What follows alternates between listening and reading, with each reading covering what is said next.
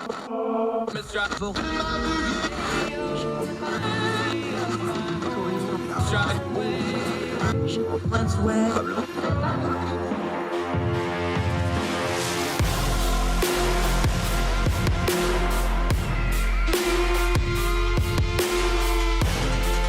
your host, Andrew Donaldson.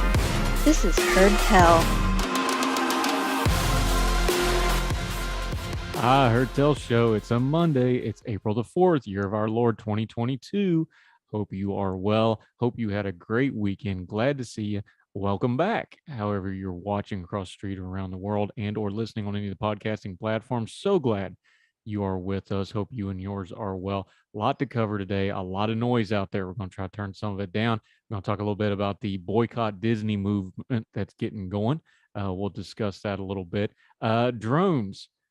In the war in Ukraine, the Ukrainian military is getting a new supply of drones, which has become a very effective weapon from a very unlikely source. We'll touch in on that story in a little bit. Great guest on the program today, Nuthi, another one of our great Young Voices contributors. We're going to talk about the internet regulation, machinations in Congress, what's different overseas, and here's some really interesting insight on why the EU and the UK regulate differently and how that affects things like innovation. Some shocking statistics about where the innovation online is occurring. Hint, hint, it's occurring right here in America. Maybe we should think about those sorts of things before we start regulating the free and open internet. Nuthi, an outstanding guest. Do not miss that conversation a little bit later on in the program. But first, we're going to start in Ukraine. You can't say it's shocking because we knew it was happening, but the images are shocking. As the Russian armed forces are pulling back away from Kiev for redeployment, they're not retreating. They're going to redeploy to the east where there's not so much fighting because they can't get a hold of Kiev. There's been, especially in a village called Bucha or Bucha, I've heard it pronounced both ways. We have some really shocking images, dead bodies everywhere, civilian bodies. In some cases, civilians with their hands tied behind their back, shot in the head, and so forth. We know the Russians are committing war crime. First of all, this war is a war of aggression, is a war crime in and of itself by definition. But they are committing massive atrocities. The fact that they are just openly assaulting cities and leveling cities, they're not even pretending to be going after military targets. These are all war crimes, and they're multiple war crimes, and they're happening right in front of us. These war crimes are happening in real time. This is the kind of stuff we talk about in World War II and in other conflicts, and we go, how in the world do people let this happen? Well, it's happening right in front of us right now. I'm going to defer to my friend Michael Siegel, my colleague at ordinary-times.com. He's been on this program many, many times, writing in Ordinary-Times. He said this, quoting, "The claims coming out of Bucha are horrific, including claims that the Russians simply executed any man between the ages of 16 and 60. Even if you think those claims are exaggerating, the pictures tell the story. Unarmed civilians dead in the streets, some of them with their hands tied behind their backs, entire city blocks destroyed, a city absolutely ravaged by Putin's illegal war. And it's not like we haven't seen this before. We saw it in Grozny, how Putin would flatten a city and deliberately kill civilians and retreating soldiers. We saw in Syria how his puppet would flatten cities and murder civilians. We've seen it in Mariupol. We've seen it in the attacks on marked civilian targets and supposed evacuation corridors. And now we see the most extreme example of it so far. Putin's attacks on Ukraine has never been about denazification, liberation, or NATO expansion. It's been about conquering and subjugating a nation he wants to own. And if he needs to murder every single last Ukrainian to do it, he will. For the moment, the Russians have pulled out of Kiev to concentrate their efforts to the east. This is Michael Siegel writing in ordinary-times.com. It's possible they're looking for something they can claim as a victory so they can end what has turned out to be a disastrous war, but we are moving forward. Let's remember the bodies in Bucha and Mariupol and Kharkiv, and keep in mind that this won't be the end for Putin. Once this ends in Ukraine, however it ends, he will turn his eyes to the next atrocity. Maybe a second attack in Ukraine, maybe Georgia again, maybe Kazakhstan, maybe a NATO member, because a murderer is who Vladimir Putin is. It's who he's always been. It's who he always will be. And I've lost my patience with those who want to pretend he is motivated by anything other than power and bloodlust. It's Michael Siegel writing in ordinary-times.com, which we're very proud of, one of my favorite people. Do go read him. We've talked about it from the very beginning. There was going to be atrocities because this is a war about breaking the will of the Ukrainian people and subjugating them.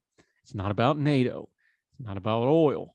It's not about anything else other than Vladimir Putin craving and lusting to put Ukraine back under the Russian boot heel for almost all of his adult life. And now he's not going to get to do it. He's going to be denied it because mostly of the bravery of the Ukrainian people. And although the West has been rather feckless on a lot of this, they have finally seemingly come around to it. These images ought to solidify that we ought to be doing everything we can to help the Ukrainians. Now, there's no real good options in this war. There's going to be generational shift, bad stuff coming out of it.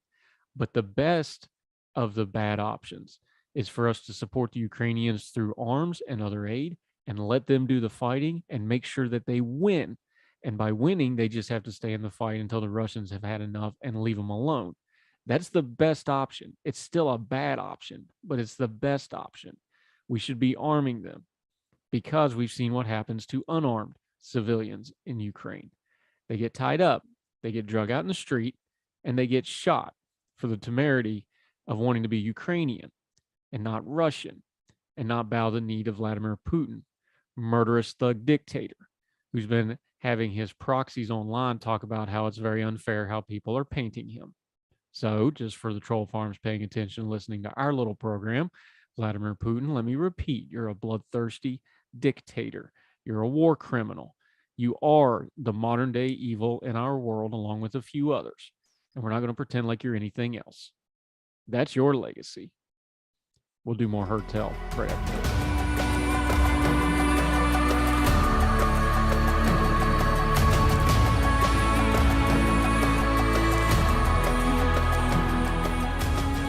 Welcome back to Heard Tell. I'm Andrew Donaldson. Okay, this is not the Tickle Your Ears program. This is the where we talk about things as they actually are program. So you might have heard tell that there's a movement now, mostly online, because it's just people that want to make noise online, that we're going to boycott Disney over their reaction to the parents' bill of education that went through in Florida, the so-called Don't Say Gay bill. The Disney corporate president weighed in on it. You can imagine how this all goes. And now folks are demanding that they boycott Disney. You boycott Disney. I boycott Disney. This is mostly very online noise because the truth is people really like Disney. They like the Disney products. And if you don't understand that Disney is a very pro-gay, pro-LGBT organization, I don't know what rock you've been living under for the last 30 or 40 years. But boycott Disney's getting really popular and really loud on social media now. Matter of fact, the Southern Baptist Convention, the second largest denomination of Christians in the country, has called for a boycott of Disney over, just going to quote, said that we should refrain from patronizing the Disney company and any of its related entities. That's a direct quote.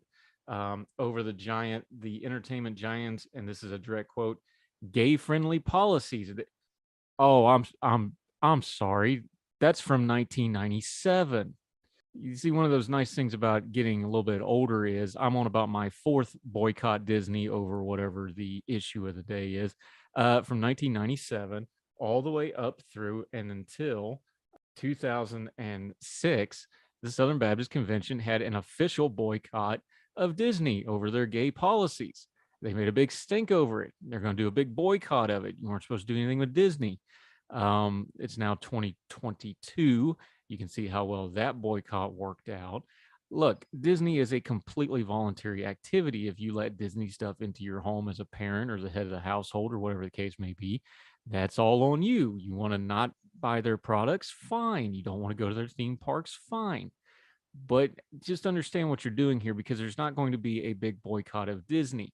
Most people like Disney products a lot more than they like their pundits and a lot more than they like their social media caterwauling. I understand the issue is very important to a lot of people, but if you're going to start having purity of the products you buy, I got news for you. You're going to be in a long road of hoe trying to get all proper entertainment in your home. Again, it's completely up to you. What is played in your home? That's up to you. Now, the thing about this is it's a hot button topic. It's the moral panic of our day. So there's very online folks who like to make a lot of money off things like this that are going to make it seem like the whole world is going to boycott Disney. They are not. This is not going to hurt their stock price. This is not going to hurt their ticket sales. This is not going to hurt anything. You can boycott Disney if you want to. You have that right to do. You can advocate against whatever Disney's doing. You can do that as well. I just want to remind you, this is not the first time this has happened. This is not the last time it's going to happen. Disney's the biggest player on the block when it comes to entertainment these days, between the Marvel properties, the Star Wars properties, the theme parks, the long canon of all their animation and other items. The mouse is mighty. They're not omnipotent, though. It is fair if you really want to go after something practical instead of just hollering on the internet about things. Yes, Disney does have sweetheart deals in the state of Florida. It basically makes them their own fiefdom. They're pretty much an independent country inside of the state of Florida. They picked the Orlando area on purpose for that very reason. If you want to talk about a little bit of cronyism and strap up and fight that, hey, I'm all for you. Disney's got plenty of that down in Florida. That's a little bit more worthwhile. But just screaming boycott on the internet, you need to adjust your expectations. That's not going to go anywhere. Most of the big name people online that are doing that, they're not going to be boycotting it either. Just pay attention. Remember, those are the same people that keep telling you they're going to leave Twitter every 6 months, and they tell you that by tweeting about it. Keep things in perspective. You want to boycott them, knock yourself out. Just understand that's not going to affect the house of mouse one little bit. It will get you all riled up, might make you feel like you've accomplished something, but stick to things like policy. Look at things like their sweetheart deals if you really want to talk about something that could improve things. And keep in mind that just because your big cultural issue may not be the cultural issue that fires everybody else up, and be very aware of people online that are telling you that it will. It probably isn't.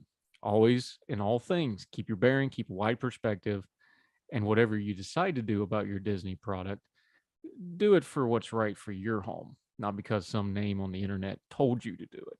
More Herd Tale right after this.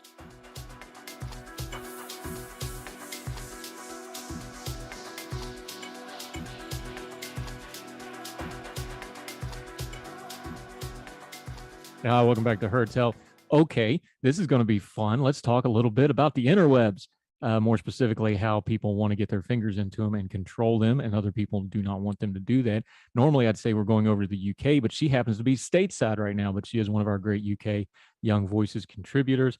She is the public affairs manager for Net Choice, a great organization. She has done a lot of other work at places you would know when you go read her bio at youngvoices.com. Nuthi, how are you, my friend? Good. How are you? I am thrilled to have you. We've been trying to do this for a week or two, so fun to finally get you in. You've been talking a lot about the internet, specifically regulation. Let's start big picture before we go delving into some of the specifics here. People want to throw around some terminology when we deal with the internet now. They want to talk about antitrust. They want to talk about competition. Part of the problem here, though, is in things like antitrust, especially the way it's written in the U.S. law. I don't know about overseas. These are things that were really designed for the last century and the old business models, and I'm not sure they completely fit the new paradigm that we're in of the internet. And yet this seems to be the tool that legislators and regulators want to pull out of the tool bag. I got all kinds of doubts whether that's appropriate or not on a lot of levels, but you've been writing about it. You've been explaining it to folks. How do you feel when you hear that word antitrust getting thrown around about the internet? Yeah, I mean, it's really interesting. You're seeing a lot of different perspectives in Europe as well as in the US on how to regulate companies, especially online companies. And what we're seeing, at least on the American side, is the word antitrust is getting thrown around for antitrust proposals by US senators and US representatives to change how America treats antitrust law.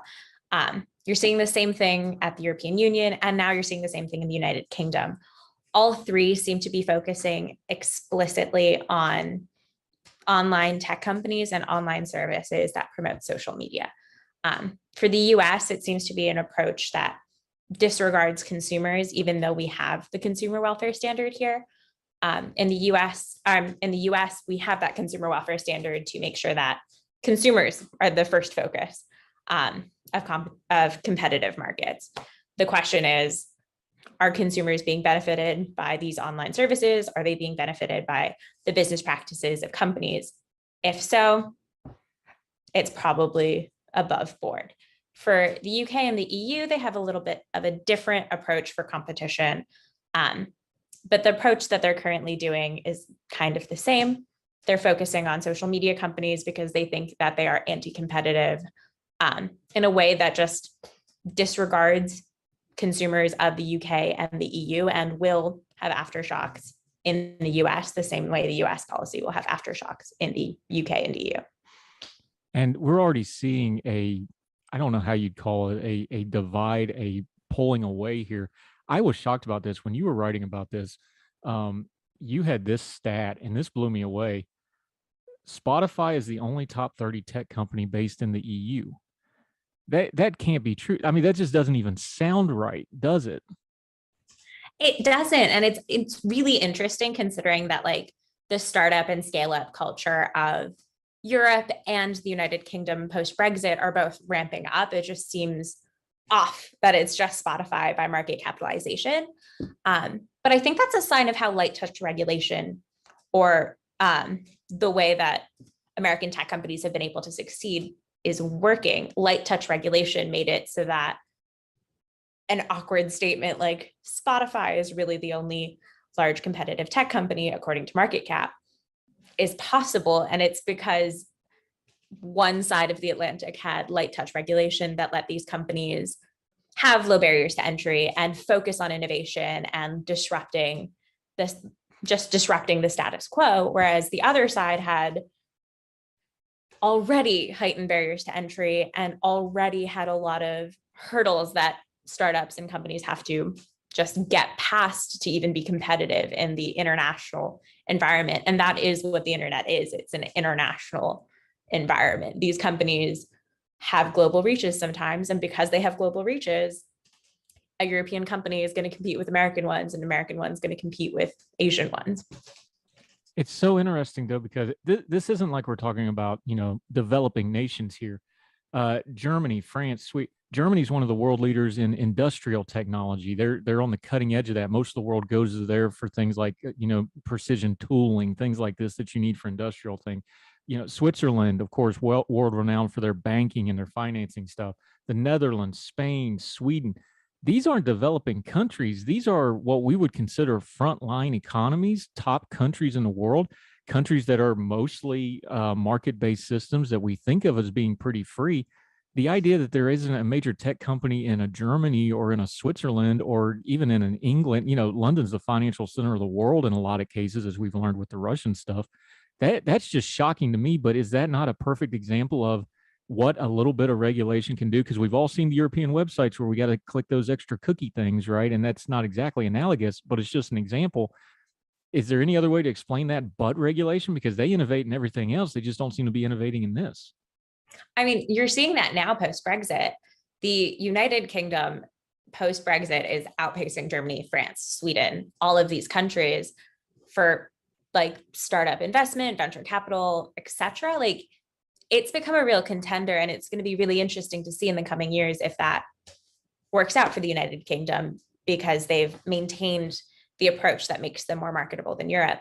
But that's the exact reason why the UK was even able to outpace European countries, is their regulatory system, especially their data privacy, GDPR, has made it not the most friendly area for tech companies to want to go to or start their business. And that's just the nature of free markets and competition. While the European Union may want a heavily regulated environment, and maybe that is what they want, and maybe that isn't what they want, but that's what they have.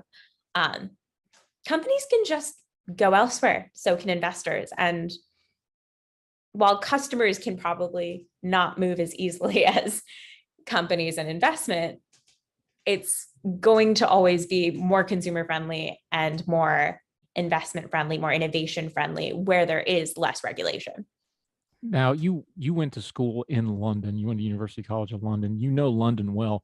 London is an international city. It's the financial hub for most of the world. It's also a cultural hub. There's the running joke that all the most expensive real estate in London, none of it is owned by the English. It's all, rich people from elsewhere coming in. Talk about the environment, though. Like, do people in London, do they go, well, wait a minute, we're a financial center. We're one of the great cities in the world. Shouldn't we have this? Or is that something that the people think of? And therefore, because it's a parliamentarian system, the government is just kind of lagging behind it, or is the government ahead of the people there in England?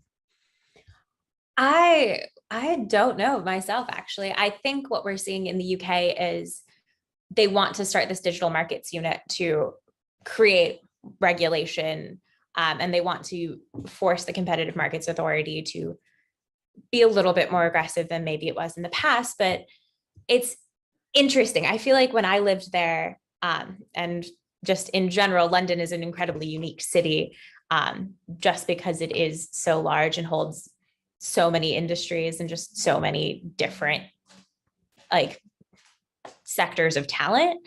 But for the United Kingdom, it seems to be that they're pushing for regulation after having to figure out what the regulatory scheme looks like, especially for digital markets. The European Union created the Digital Markets Act and the Digital Services Act. They now have the Data Act, and now the Competition and Markets Authority and the UK government have thought about what a pro-competition regime for digital markets is for the United Kingdom. Maybe there's a little bit of like UK pride there. But what we are seeing is the United Kingdom creating what is their own regulatory system to compete with the US and the EU. And I'm not sure who's to say which one works, but I do think we'll be able to tell which one is more pro-competitive based off of how much consumer choice exists. Yeah, talking to Kurt Nuthi. Before we jump back to this side of the pond, let's stay with England for just a second. Obviously, Europe is busy with things like Russia, their war of aggression into Ukraine. But isn't the war in Ukraine another good example of how we need to be really, really careful with regulation of the internet? Because you have things, some of the best news we're getting out of Ukraine is off of TikTok, and it's off citizen journalists using social media. Telegram, which is not as well known in the States, Telegram is making that thing work over there right now. Things like this. How is people getting a realization of like, oh, this isn't just cat pictures and yelling at our government?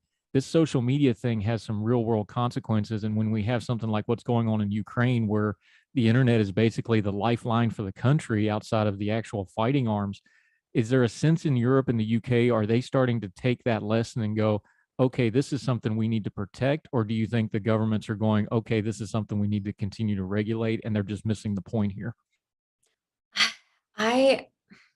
I don't know. You see that like in Ukraine and the way that the tech companies have responded, that it is a rapid response game. Like you are trying to deal with a horrible, horrible situation as best as humans can. And I don't mean to laugh at that. It's an awful weight. It's just an awful weight on everyone's shoulders. And I really wish it didn't happen. But what you are also seeing is these companies are facing content moderation regulations in the United Kingdom and possibly as well in the EU that would make the Ukrainian response they had that much harder.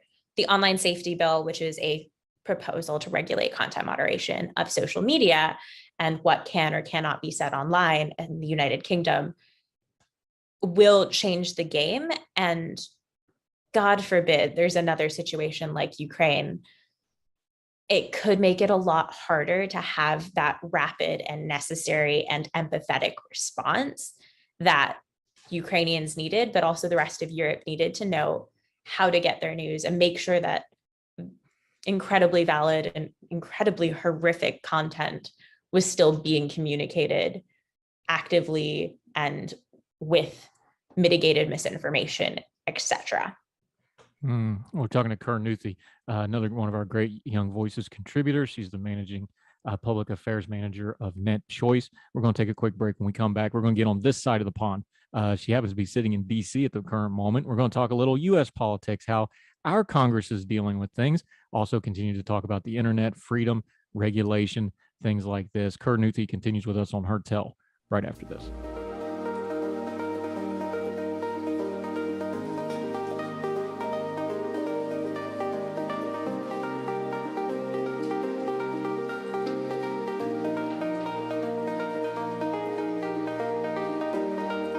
Welcome back to Her Tell. We're having a great conversation with Kurt Nuthi, another Young Voices contributor. Okay, we talked about that you did some of your schooling over in London.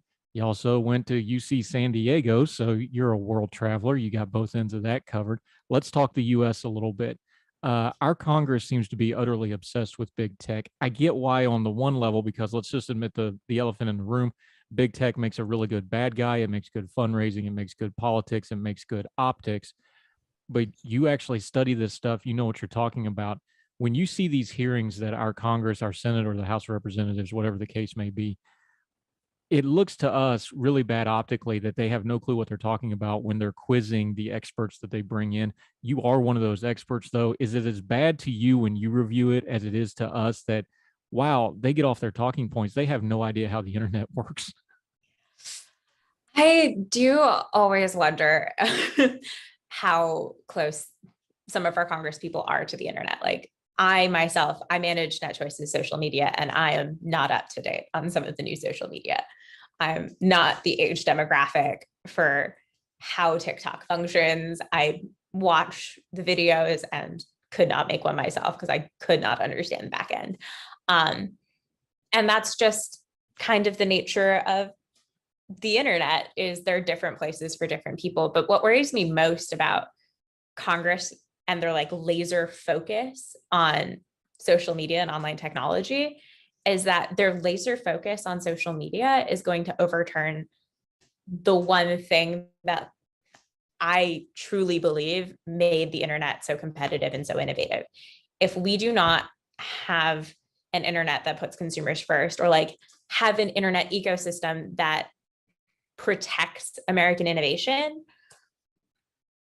what does that mean in the grand scheme of things? Is that going to mean that consumers are going to have to have less choices? Is that going to mean that prices are going to be driven up? Is that going to mean that we have not thought about the consequences of these legislation and these like proposals that Congress is pushing through? And when I read the bills, I do genuinely worry that the consequences of the foreseen actions, if enacted, aren't being thought about, because a lot of them focus on overturning the consumer welfare standard. A lot of them focus on targeting by market capitalization and regulating by very specific criteria that can easily expand to every industry in the American economy. Like we are talking about bills that are so wide reaching and so expansive that the FTC, the DOJ, and Congress can do what they want with them. And that in and of itself just sounds like ballooning big government to me. Yeah, omnibus bills without real specific language are always bad for freedom. I agree with you there. Look, we could talk about the regulation and the data points and the stats. Let's try to do just a real world example for everybody here real quick. They're focused on Facebook for a lot of reasons. One is because Facebook is the big company. Two is Facebook is the first company in the history of ever that is spending millions and millions of dollars to try to get themselves regulated, which throws up all kinds of red flags in my mind, but we'll talk about that some other time. Here's my issue with regulation in general, and you can apply this to a lot of things, but tech especially because it moves so fast. My teenagers, Facebook's the thing you use to talk to old people.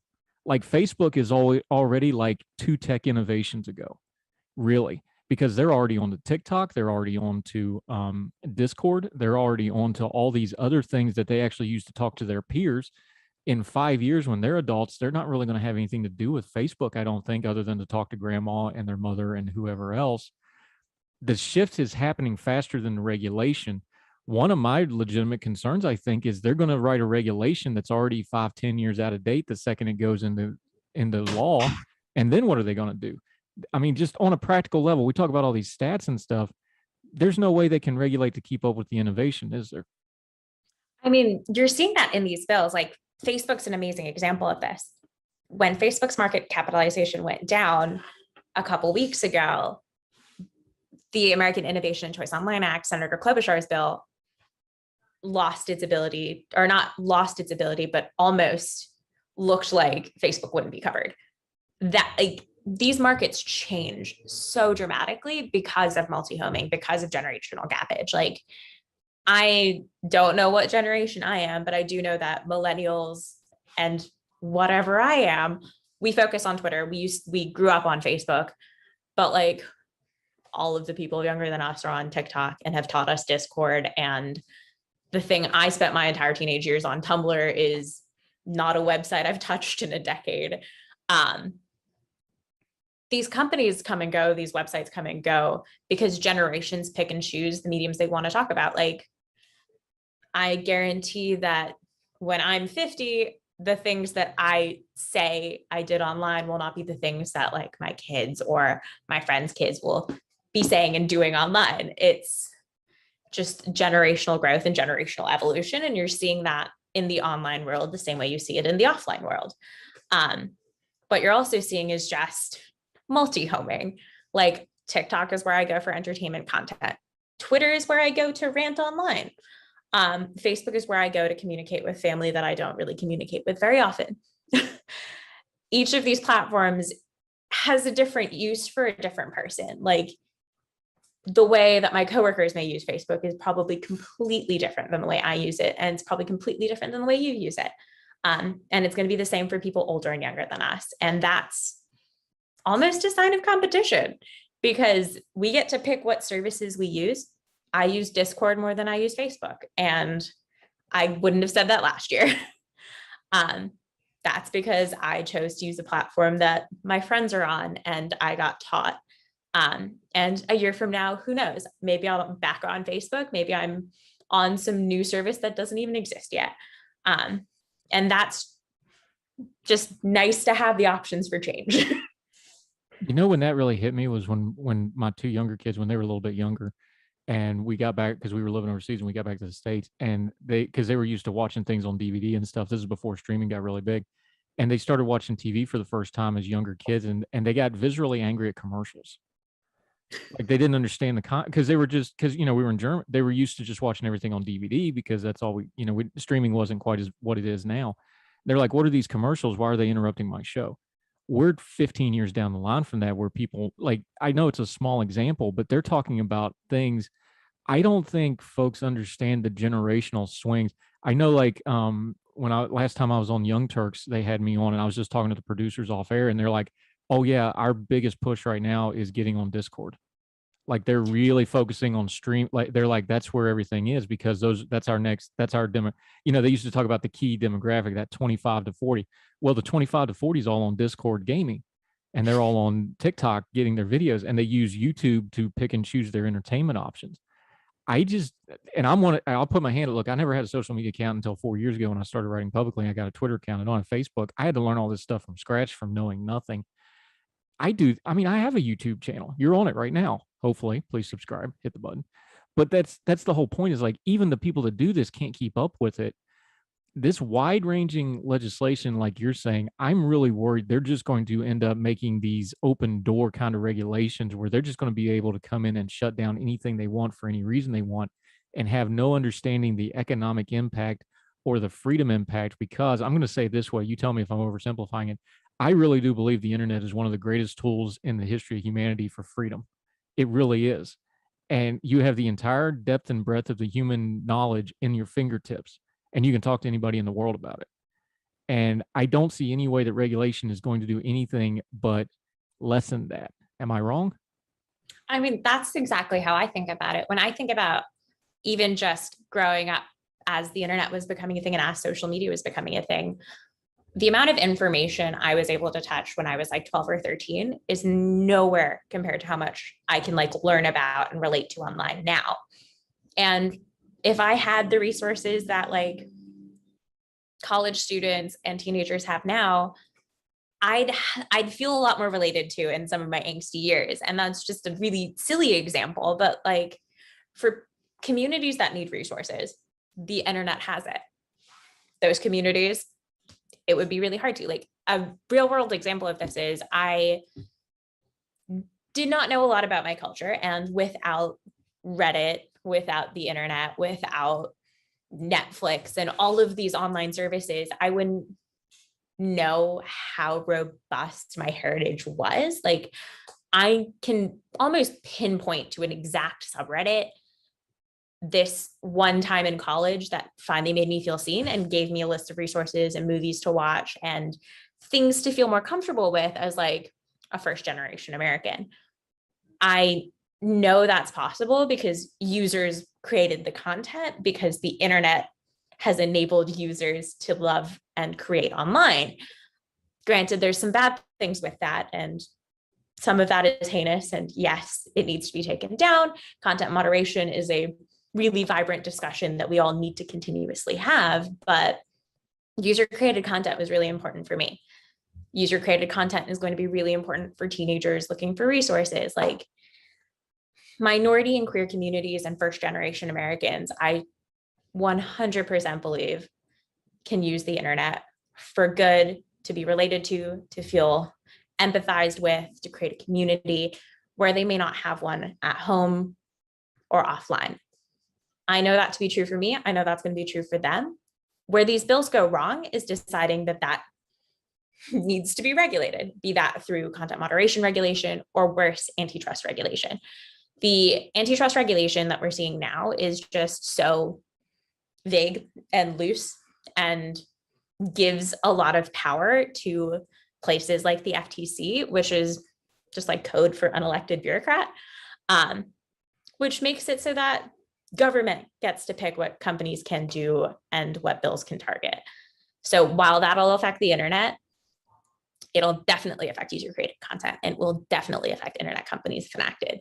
But what it will also do is it's going to affect any industry that these unelected bureaucrats choose next. So while the in vogue thing is to get upset with social media, and there are valid reasons to get upset with social media, what happens when bureaucrats turn somewhere else with this exact legislation? We've basically just given them a vague roadmap to do what they want and enforce what they want. That's not great.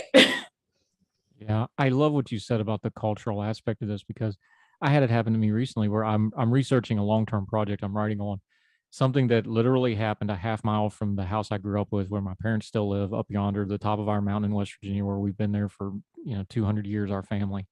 And I found out something that happened on the backside of that very mountain. I figured it out on the internet. And I called my dad and asked him about it. And he's like, oh, yeah, I already knew about that, because dad, meaning his dad, meaning my grandfather, is like, oh, yeah, he was there. I know all about it. Like, I wouldn't have known about that if I hadn't found it on the internet. It just blows my mind. Nuthi, let's put a bow on it this way. When you look at it, because you're doing this as a policy perspective, what can the average person do? Because call your senator doesn't really work. Tweet your senator, or Discord your senator, whatever we're doing nowadays. Let's be real. That has limited value. How should people be, because they are online, especially if they're watching this program, they're online, unless they're on the radio. How do they actually advocate for freedom online? How do they do it with just their regular social media content and what they're generating themselves? Because people don't think of themselves as content creators, but they really are, because you can go viral for anything nowadays, right? How do they just work that into what they're already doing when they're doing a Facebook post, when they're doing a tweet, when they're doing whatever that is they're doing online? How do they work in their own advocacy for a free and open internet in a practical way, do you think? I think it's really important when we're advocating for free speech and just free enterprise online, is to use the free speech and free enterprise online. It sounds a little counterintuitive and hokey, but like acknowledging that we can have healthy and honest and happy conversations online, and we can use the tools that are given, and we can move off of platforms we don't like, is a great first step. We don't need to get resentful of our online lives. We don't need to feel like our online lives are forced upon us. And that's just step one of making sure that your own personal free speech is yours and you have autonomy over it. But number two is just figuring out how to support free speech and free enterprise online. It's okay if you disagree with someone on Twitter, and acknowledging that on Twitter ensures that you have better discourse. It also ensures that people don't feel like all of a sudden big government needs to get in to your conversations. That's just an easy way to go about it. Another easy way to go about it isn't to call your senator, but to acknowledge that all of us need to stay up to date on what this legislation means. Like, calling Senator Klobuchar might not work. Maybe it does, and I ideally hope it does. But just knowing what those bills are going to mean for you is going to make sure that you can stay on an internet you love. Knowing how these antitrust bills will affect Amazon Prime. There's hundreds and hundreds of articles online by amazing policy scholars that will teach you or explain to you or send you to more resources that will make sure you have informed choices. Like if you know what this bill is going to do, then you know exactly why you don't want it. And you can share that with your friends, you can post about it, or you can just re-up it when a conversation goes in a way that might promote bad policy ideas. Yeah, it's sad to say, but I'd like to cite this, but I can't remember who said it on Twitter one time. They said probably the only thing saving free speech online is that people like Amazon and Facebook a lot more than they like people in Washington, D.C. And that might be the only thing that saves us here. But let's be a little more proactive than that. Kurd Nuthi, you have been an amazing guest. I love this conversation. We will definitely have you back because this issue is not going to go away. It's only going to accelerate. Until we get you back on the program, can you let folks know where they can find you on your social media and your writing and the things you do for Net Choice and Young Voices? Yeah, my online life is at Kirthi Nuthi on Twitter and basically at Kirthi Nuthi on everything. But you can find me at Net Choice, where we focus on a lot of American digital policy. But yeah. Yeah, and we're definitely going to have you back. I appreciate your time so much, especially since we took 2 weeks trying to get you booked and get you in, and we finally got it done. Thank you so much. We'll talk again very, very soon. Kurd Nuthi, you're amazing. Thank you so much. No, thank you for having me. Appreciate it. Thank you, ma'am.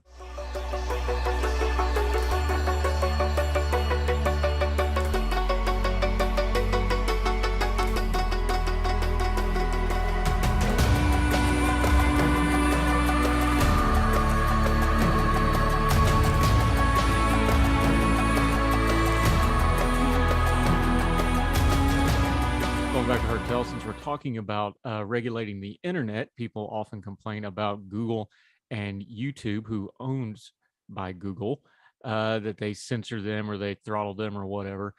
Just for what it's worth, and in full disclosure, we had it happen to us right here on Hertel. Over the weekend, we got notified that they took down one of our episodes, the March 30th episode from last Wednesday, depending on when you're listening or viewing this. They sent me a note that said they had taken it down because we violated community standards. They said, and I'm quoting here, because it's the first time, this is just a warning. If it happens again, your channel will get a strike and you won't be able to do things like upload post or live stream for up to 1 week. What in the world did we do wrong that made them that upset?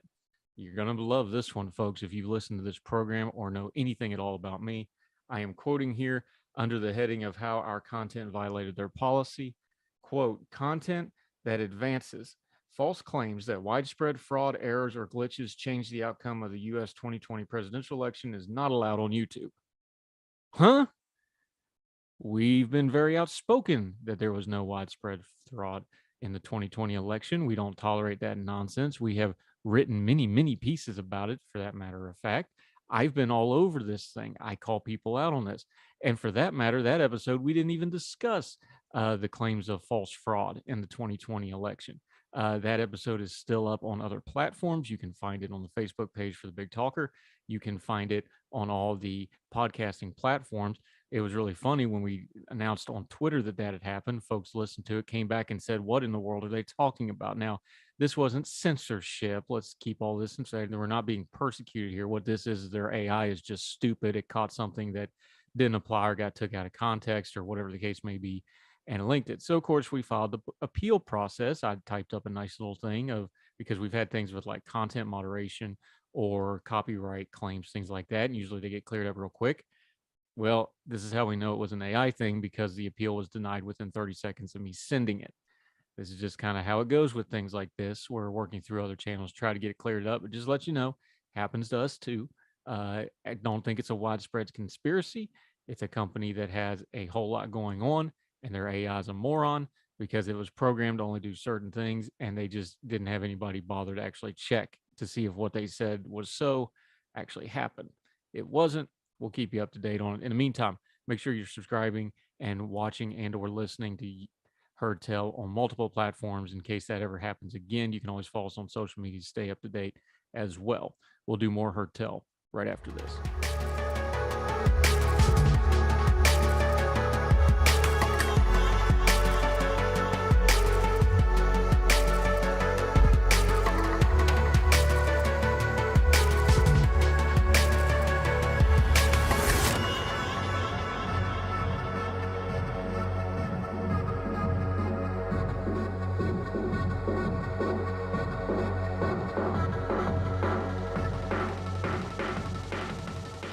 Welcome back to Heard Tell. I'm Andrew Donaldson. Thank you for sticking with us on this Monday. Thrilled that you're in with us. Okay, the Ukraine war is a very heavy topic. It's a very serious topic. It is the great evil of our day.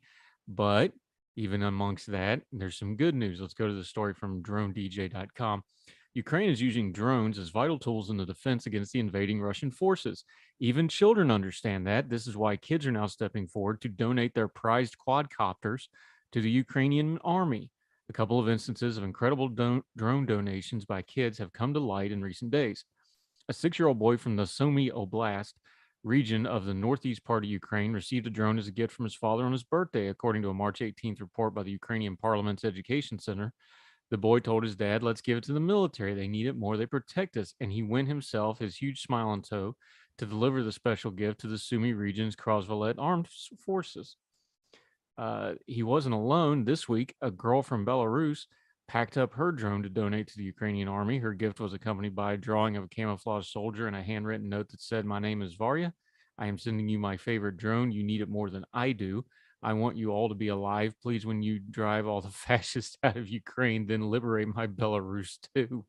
I'm thinking some adult might have helped with that one. Nevertheless, she has a point with Levchenko, who is leading Belarus illegally after stealing an election and putting down the effort to complain about that is completely a lapdog of Putin. So she ain't wrong.